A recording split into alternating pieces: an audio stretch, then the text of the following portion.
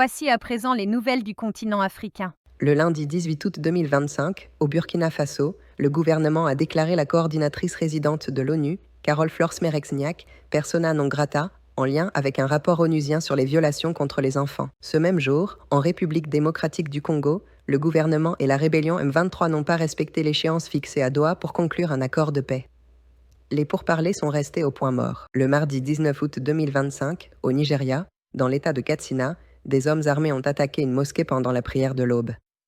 Au moins 27 fidèles ont été tués selon un bilan officiel. Ce même jour, au Mali, l'ancien Premier ministre Choguel Kokala Maïga a été inculpé pour détournement de fonds publics et placé en détention à l'issue d'une audience devant la Cour suprême. Le mercredi 20 août 2025, au Bénin, un accident de bus survenu dans la nuit du 17 au 18 août a fait au moins 37 morts. Le véhicule, tombé dans un cours d'eau, transportait 52 passagers.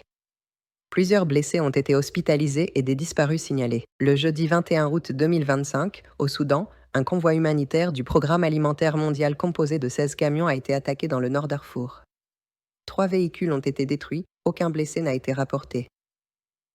Enfin, le vendredi 22 août 2025, en République démocratique du Congo, le procureur militaire a requis la peine de mort contre l'ancien président Joseph Kabila, jugé par contumace pour crimes de guerre et trahison.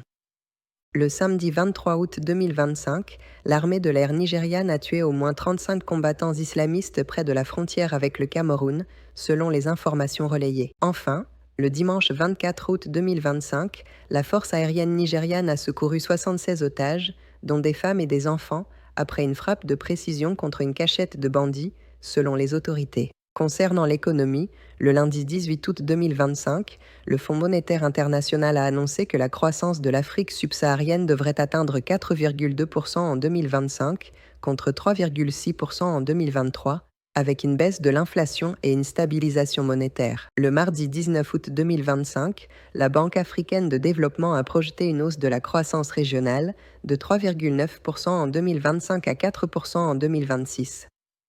Elle a précisé que 21 pays devraient dépasser les 5% de croissance, dont l'Éthiopie, le Niger, le Rwanda et le Sénégal. Le jeudi 21 août 2025, le Fonds monétaire international a révisé la croissance du PIB sud-africain à 1,4% pour l'année 2025. Ce même jour, la Banque mondiale a accordé un emprunt de 1,5 milliard de dollars pour moderniser les infrastructures et soutenir la transition vers une économie bas carbone.